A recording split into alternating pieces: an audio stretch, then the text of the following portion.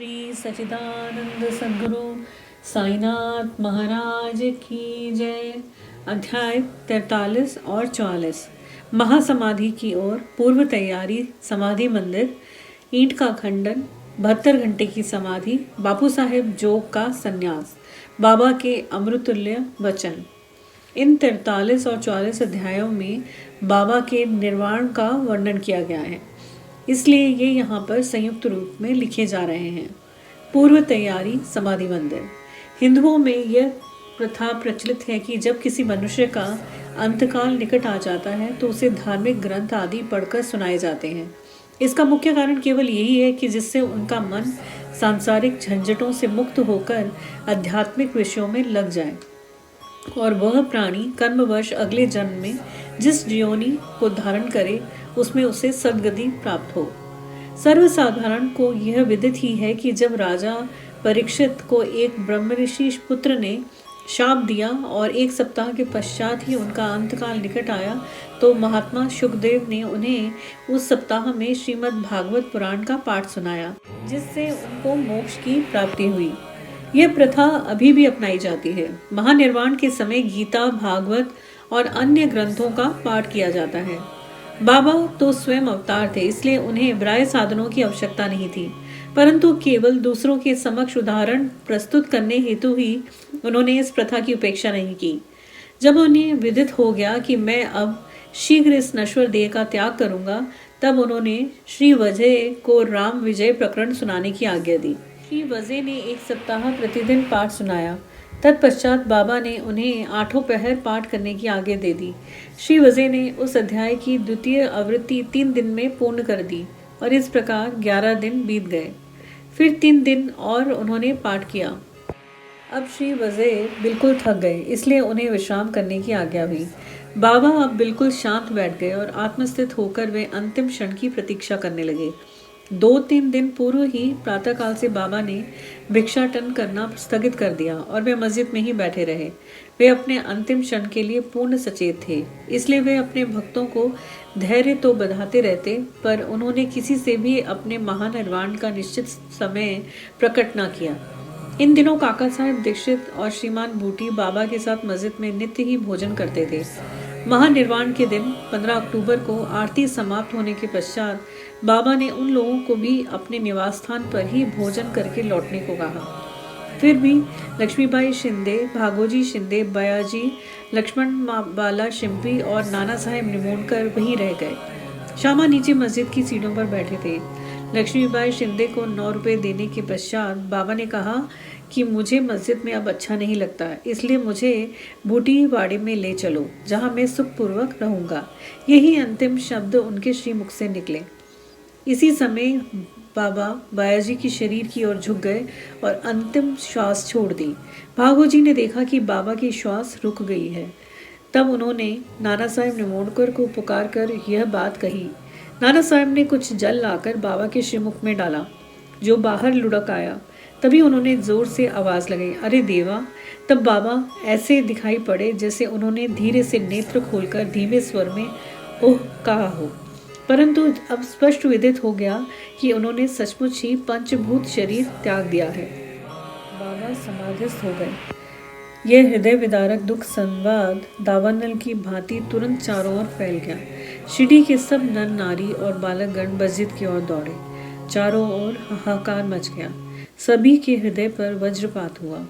उनके हृदय विचलित होने लगे। कोई जोर जोर से चिल्लाकर रुदन करने लगा, कोई सड़कों पर लौटने लगा और बहुत से बेसुध होकर वहीं गिर पड़े। प्रत्येक की आंखों से झरझर आंसू गिर रहे थे। प्रलय काल के वातावरण में तांडव नृत्य का जैसा दृश्य उपस्थित हो जाता है, वही गति शिरडी के नर नारियों के रुदन से उपस्थित हो गई। उनके इस महान दुख में कौन आकर उन्हें धैर्य बंधाता, जबकि उन्होंने साक्षात सगुण परब्रह्म का सानिध्य खो दिया था। इस दुख का वर्णन भला कर ही कौन सकता है। अब कुछ भक्तों को श्री साईं बाबा के वचन याद आने लगे। किसी ने कहा कि महाराज साईं बाबा ने अपने भक्तों से कहा था कि वे भविष्य में 8 वर्ष के बालक के रूप में पुनः प्रकट होंगे। कृष्ण अवतार में भी चक्रपाणी भगवान विष्णु ने ऐसी ही लीला की थी। श्री कृष्ण माता देवकी के सामने 8 वर्ष की आयु वाले एक बालक के रूप में प्रकट हुए, जिनका दिव्य तेजोमय स्वरूप था और जिनके चारों हाथों में आयुध, शंख, चक्र, गदा और पद्म सुशोभित थे। अपने उस अवतार में भगवान श्री कृष्ण ने भूभार हल्का किया था। साईं बाबा का यह अवतार अपने भक्तों के उत्थान के लिए हुआ था। संतों की कार्य प्रणाली अक्षम्य होती है। साईं बाबा का अपने भक्तों के साथ यह संपर्क केवल एक पीढ़ी का नहीं बल्कि पिछले कई जन्मों का संपर्क है। ऐसा प्रतीत होता है कि इस प्रकार का प्रेम संबंध विकसित करके महाराज श्री साईं बाबा दौरे पर चले गए हैं और भक्तों को दृढ़ विश्वास है कि वे शीघ्र ही पुनः वापस आ जाएंगे। अब समस्या उत्पन्न हुई कि बाबा के शरीर की अंतिम क्रिया किस प्रकार की जाए। कुछ यवन लोग कहने लगे कि उनके शरीर को कब्रिस्तान में दफन कर उसके ऊपर एक मकबरा बना देना चाहिए। खुशाल चंद और अमीर शक्कर की भी यही धारणा थी, परंतु ग्राम अधिकारी श्री रामचंद्र पाटिल ने दृढ़ निश्चयात्मक स्वर में कहा कि तुम्हारा निर्णय मुझे मान्य नहीं। शरीर को वाड़े के अतिरिक्त अन्यत्र कहीं भी नहीं रखा जाएगा। इस प्रकार लोगों में मतभेद उत्पन्न हो गया और वह वाद विवाद 36 घंटों तक चलता रहा। बुधवार के दिन प्रातःकाल बाबा ने लक्ष्मण मामा जोशी को स्वप्न दिया और उन्हें अपने हाथ से खींचते हुए कहा कि शीघ्र उठो, बापू साहब समझता है कि मैं मृत हूँ, इसलिए वह तो आएगा नहीं। तुम पूजन और काकड़ आरती करो। लक्ष्मण मामा ग्राम के ज्योतिषी श्यामा के मामा तथा एक कर्मठ ब्राह्मण थे। वे नित्य प्रातः काल बाबा का पूजन किया करते थे। तत्पश्चात ही ग्राम में देवियों और देवताओं का। उनकी बाबा पर दृढ़ निष्ठा थी, इसलिए इस दृष्टांत के पश्चात वे पूजन की समस्त सामग्री लेकर वहां आ गए और जो ही उन्होंने बाबा के मुख का आवरण हटाया तो उस निर्जीव अलौकिक महान प्रतिभा के दर्शन कर वे स्तब्ध हो गए, मानो हिमांशु ने उन्हें अपने पाश में आबद्ध करके जड़वत बना दिया हो। स्वप्न की स्मृति ने उन्हें अपना कर्तव्य करने को प्रेरित कर दिया। फिर उन्होंने मौलियों के विरोध की कुछ भी चिंता न कर विधिवत पूजन और काकड़ आरती की। दोपहर बापू साहब जोग भी अन्य भक्तों के साथ आया और सदैव की भांति माध्याह्न आरती की।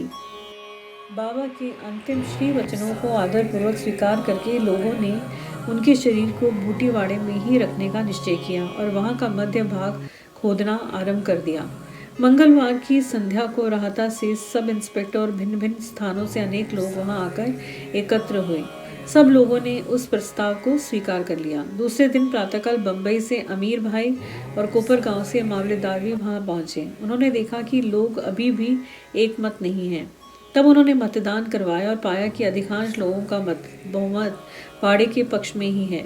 फिर भी वे इस विषय में कलेक्टर की स्वीकृति अति आवश्यक समझते थे। तब काका साहब स्वयं अहमदनगर जाने को उद्यत हो गए, परंतु बाबा की प्रेरणा से विपक्षियों ने भी प्रस्ताव सहर्ष स्वीकार कर लिया और उन सब ने मिलकर अपना मत भी वाड़े के ही पक्ष में दिया। अतः बुधवार की संध्या को बाबा का पवित्र शरीर बड़ी धूमधाम और समारोह के साथ वाड़े में लाया गया और विधि पूर्वक उस स्थान पर समाधि बना दी गई जहां मुरलीधर की मूर्ति स्थापित होने को थी। सच तो यह है कि बाबा मुरलीधर बन गए और वाड़ा समाधि मंदिर एवं भक्तों का एक पवित्र देवस्थान जहां अनेकों भक्त आया जा करते और अभी भी नित्य प्रति वहां आकर सुख और शांति प्राप्त करते हैं। बाला साहेब भाटे और बाबा के अनन्य भक्त श्री उपासनी ने बाबा की विधिवत अंतिम क्रिया की। जैसा प्रोफेसर नारके को देखने में आया, यह बात विशेष ध्यान देने योग्य है कि बाबा का शरीर 36 घंटे के उपरांत भी जड़ नहीं हुआ और उनके शरीर का प्रत्येक अवयव लचीला बना रहा, जिससे उनके शरीर पर से कफनी बिना चीरे हुए सरलता से निकाली जा सकी। ईंट का खंडन।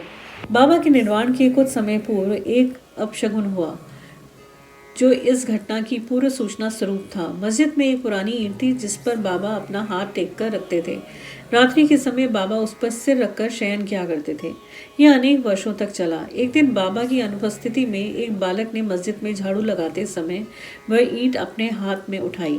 दुर्भाग्यवश वह ईंट उसके हाथ से गिर गई और उसके 2 टुकड़े हो गए। जब बाबा को इस बात की सूचना मिली तो उन्हें बड़ा दुख हुआ और वे कहने लगे कि यह ईंट नहीं फूटी, मेरा भाग ही फूट कर छिन्न भिन्न हो गया है। ये तो मेरी जीवन संगिनी थी और इसको अपने पास रखकर मैं आत्मचिंतन किया करता था। यह मुझे अपने प्राणों के समान प्रिय थी और उसने आज मेरा साथ छोड़ दिया है। कुछ लोग यहाँ शंका कर सकते हैं कि बाबा को ईंट जैसी एक तुच्छ वस्तु के लिए इतना शोक क्यों करना चाहिए। इसका उत्तर हेमाड़ पंत इस प्रकार देते हैं कि संत जगत के उद्धार तथा दीन और अनाश्रितों के कल्याणार्थ ही अवतीर्ण होते हैं। जब वे नर देह धारण करते हैं तो जनसंपर्क में आकर वे इसी प्रकार आचरण करते हैं, अर्थात बाह्य रूप से वे अन्य लोगों के समान ही हंसते, खेलते और रोते हैं, परंतु आंतरिक रूप से वे अपने अवतार कार्य और अपने ध्येय के लिए सदैव सजग रहते हैं। 72 घंटे की समाधि। इसके 32 वर्ष पूर्व भी बाबा ने अपनी जीवन रेखा पार करने का एक प्रयास किया था। 1886 में मार्गशीर्ष पूर्णिमा के दिन बाबा को दमा से अधिक पीड़ा हुई और इस व्याधि से छुटकारा पाने के लिए उन्होंने अपने प्राण ब्रह्मांड में चढ़ाकर समाधि लगाने का विचार किया। अतएव उन्होंने भगत महालक्ष्मीपति को कहा कि तुम मेरे शरीर की 3 दिन तक रक्षा करना, और यदि मैं वापस लौट आया तो ठीक है, नहीं तो उस एक स्थान की ओर इंगित करते हुए कहा कि यहाँ मेरी समाधि बना देना और 2 ध्वजाएं चिन्ह स्वरूप फहरा देना। ऐसा कहकर बाबा रात में लगभग 10 बजे पृथ्वी पर लेट गए। उनका श्वासोच्छ्वास बंद हो गया और ऐसा दिखाई देने लगा कि जैसे उनके शरीर में प्राण ही न हो। सभी लोग, जिनमें ग्रामवासी भी थे, वहां एकत्रित हुए और शरीर परीक्षण के पश्चात शरीर का उनके द्वारा बताए हुए स्थान पर समाधिस्थ कर दिए जाने का निश्चय करने लगे। परंतु भगत महालिसापति ने उन्हें ऐसा करने से रोका और उनके शरीर को अपनी गोद में रखकर वे 3 दिन तक उसकी रक्षा करते रहे। 3 दिन व्यतीत होने पर रात को लगभग 3 बजे प्राण लौटने के चिन्ह दिखाई पड़ने लगे। श्वासोच्छ्वास पुनः चालू हो गया और उनके अंग प्रत्यंग हिलने डुलने लगे। उन्होंने नेत्र खोल दिए और करवट लेते हुए पुनः चेतना में आ गए। इस प्रसंग तथा अन्य प्रसंगों पर दृष्टिपात कर अब हम यह पाठकों पर छोड़ते हैं कि वे ही इसका निश्चय करें कि क्या बाबा अन्य लोगों की भांति ही 3.5 हाथ लंबे एक देहधारी मानव थे, जिस देह को उन्होंने कुछ वर्षों तक धारण करने के पश्चात छोड़ दिया, या वे स्वयं आत्मज्योति स्वरूप थे। पंच महाभूतों से शरीर निर्मित होने के कारण उसका नाश और अंत तो सुनिश्चित है, परंतु जो सद वस्तु आत्मा अंतःकरण में है वही यथार्थ में सत्य है। उसका ना रूप है, ना अंत है और ना नाश। यही शुद्ध चैतन्य घन या ब्रह्म इंद्रियां और मन पर शासन और नियंत्रण रखने वाला जो तत्व है वही साईं है, जो संसार के समस्त प्राणियों में विद्यमान है और जो सर्वव्यापी है। अपना अवतार कार्य करने के लिए ही उन्होंने देह धारण किया था और यह कार्य पूर्ण हो जाने पर उन्होंने उसे त्याग कर पुनः अपना शाश्वत और अनंत स्वरूप धारण कर लिया। श्री दत्तात्रेय के पूर्ण अवतार गांगापुर के श्री नरसिंह सरस्वती के समान ही श्री साईं भी सदैव वर्तमान है।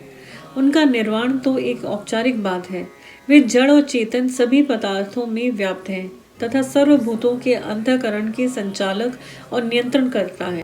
इसका अभी भी अनुभव किया जा सकता है और अनेकों के अनुभव में भी आ चुका है, जो अनन्य भाव से उनके शरणागत हो चुके हैं और जो पूर्ण अंतःकरण से उनके उपासक हैं। यद्यपि बाबा का स्वरूप अब देखने को नहीं मिल सकता, फिर भी यदि हम शिरडी जाएं तो हमें वहाँ उनका जीवित सुदृश्य चित्र मस्जिद द्वारकामाई में शोभायमान करते हुए अभी देखने में आएगा। यह चित्र बाबा के एक प्रसिद्ध भक्त कलाकार श्री श्यामराव जयकर ने बनाया था। एक कल्पनाशील और भक्त दर्शन को यह चित्र अभी भी बाबा के साक्षात दर्शन के समान ही संतोष और सुख पहुंचाता है। अब बाबा देह में स्थित नहीं है, परंतु वे सर्वभूतों में व्याप्त हैं और भक्तों का कल्याण पूर्ववत ही करते हैं और करते रहेंगे, जैसा कि वे सदैव रहकर किया करते थे। बाबा अमर हैं, चाहे वे नर देह धारण कर लें, जो कि एक आवरण मात्र है, परंतु वे तो स्वयं भगवान श्री हरि हैं, जो समय समय पर भूतल पर अवतीर्ण होते हैं। बाबू साहेब जोग का संन्यास। जोग के संन्यास की चर्चा कर हेमाड़ पंत यह अध्याय समाप्त करते हैं। श्री सखाराम हरि उर्फ बापू साहेब जोग पुणे के प्रसिद्ध वारकरी विष्णु बुआ जोग के काका थे। वे लोक निर्माण विभाग PWD में एक पर्यवेक्षक थे। सेवानिवृत्ति के पश्चात वे सपत्नी शिरडी में आकर रहने लगे। उनके कोई संतान न थी। पति और पत्नी दोनों की ही साईं चरणों में अटल श्रद्धा थी। वे दोनों उनकी पूजा और सेवा करने में ही अपने दिन व्यतीत करते थे। मेघा की मृत्यु के पश्चात बापू साहेब जोग ने बाबा की महासमाधि पर्यंत मस्जिद और चावड़ी में आरती की। उनको साठेवाड़ा में श्री ज्ञानेश्वरी और श्री एकनाथ भागवत का वाचन तथा उसका भावार्थ श्रोताओं को समझाने का कार्य भी दिया गया था। इस प्रकार अनेक वर्षों तक सेवा करने के पश्चात उन्होंने एक बार बाबा से प्रार्थना की कि हे मेरे जीवन के एकमात्र आधार, आपके पूजनीय चरणों की अनेक वर्षों से निरंतर सेवा कर रहा हूँ, परंतु क्या कारण है कि आपके चरणों की छाया के सन्निकट होते हुए भी मैं उनकी शीतलता से वंचित हूँ। मेरे इस जीवन में कौन सा सुख है यदि मेरा चंचल मन शांत और स्थिर बनकर आपके श्री चरणों में लीन नहीं हो? क्या इतने वर्षों का मेरा संत समागम व्यर्थ ही जाएगा? मेरे जीवन में वह शुभ घड़ी कब आएगी जब आपकी कृपा दृष्टि मुझ पर होगी? भक्त की प्रार्थना सुनकर बाबा को दया आ गई। उन्होंने उत्तर दिया कि थोड़े ही दिनों में अब तुम्हारे अशुभ कर्म समाप्त हो जाएंगे तथा पाप और पुण्य जलकर शीघ्र ही भस्म हो जाएंगे। मैं तुम्हें उस दिन ही भाग्यशाली समझूंगा जिस दिन तुम ऐन्द्रिक विषयों को तुच्छ जानकर समस्त पदार्थों से विरक्त होकर पूर्ण अनन्य भाव से ईश्वर भक्ति कर संन्यास धारण कर लोगे। कुछ समय पश्चात बाबा के वचन सत्य सिद्ध हुए। उनकी स्त्री का देहांत हो जाने पर उनकी अन्य कोई जिम्मेदारी शेष न थी। वे अब स्वतंत्र हो गए और उन्होंने अपनी मृत्यु के पूर्व संन्यास धारण कर अपने जीवन का लक्ष्य प्राप्त कर लिया। बापू साहेब जो की समाधि साकुरी में उपासनी आश्रम के आवास में स्थित है। बाबा के अमृतुल्य वचन। दयानिधि कृपालु श्री साईं समर्थ ने मस्जिद द्वारका माई में अनेक बार निम्नलिखित अमृत वचन कहे थे। जो मुझे अत्यधिक प्रेम करता है वह सदैव मेरा दर्शन पाता है। उसके लिए मेरे बिना सारा संसार ही सुना है। वह केवल मेरा ही लीलागान करता है। वह सतत मेरा ही ध्यान करता है और सदैव मेरा ही नाम जपता है। जो पूर्ण रूप से मेरी शरण में आ जाता है और सदा मेरा ही स्मरण करता है, अपने आप पर उसका यह ऋण मैं उससे मुक्ति आत्म उपलब्धि प्रदान करके चुका दूंगा। जो मेरा ही चिंतन करता है और मेरा प्रेम ही जिसकी भूख प्यास और जो पहले मुझे अर्पित किए बिना कुछ नहीं खाता, मैं उसके अधीन हूँ। जो इस प्रकार मेरी शरण में आ जाता है वह मुझसे मिलकर उसी प्रकार एकाकार हो जाता है जिस प्रकार नदियाँ समुद्र में मिलकर तदाकार हो जाती हैं। अतः महत्ता और अहंकार का सर्वथा परित्याग करके तुम्हें मेरे प्रति जो तुम्हारे हृदय में आसीन है पूर्ण रूप से समर्पित हो जाना चाहिए। यह मैं कौन है? श्री साईं बाबा ने अनेक बार समझाया कि यह मैं कौन है। इस मैं को ढूंढने के लिए अधिक दूर जाने की आवश्यकता नहीं। तुम्हारे नाम और आकार से परे मैं तुम्हारे अंतःकरण और समस्त प्राणियों में चैतन्य घन स्वरूप में विद्यमान हूँ। यही मैं का स्वरूप है। ऐसा समझकर तुम अपने तथा समस्त प्राणियों में मेरा ही दर्शन करो। यदि तुम इसका नित्य प्रति अभ्यास करोगे तो तुम्हें मेरी सर्वव्यापकता का अनुभव शीघ्र हो जाएगा और मेरे साथ अभिन्नता प्राप्त हो जाएगी। अतः हेमाड़ पंथ पाठकों को नमन कर उनसे प्रेम और आदर पूर्वक विनम्र प्रार्थना करते हैं कि उन्हें समस्त देवताओं, संतों और भक्तों का आदर करना चाहिए। बाबा सदैव कहा करते थे कि जो दूसरों को पीड़ा पहुंचाता है वह मेरे हृदय को दुख देता है तथा मुझे कष्ट पहुंचाता है। इसके विपरीत जो स्वयं कष्ट सहन करता है वह मुझे अधिक प्रिय है। बाबा समस्त प्राणियों में विद्यमान है और उनकी हर प्रकार से रक्षा करते हैं। समस्त जीवों से प्रेम करो, यही उनकी आंतरिक इच्छा है। इस प्रकार का विशुद्ध अमृतमय स्रोत उनके श्री मुख से सदैव झरता रहता था। अतः जो प्रेम पूर्वक बाबा का लीला गान करेंगे या उन्हें भक्ति पूर्वक श्रवण करेंगे उन्हें साईं से अवश्य अभिन्नता प्राप्त होगी। श्री सद्गुरु साईनाथा अर्पण मस्तु। शुभम भवतु। ओम श्री साईनाथाय नमः।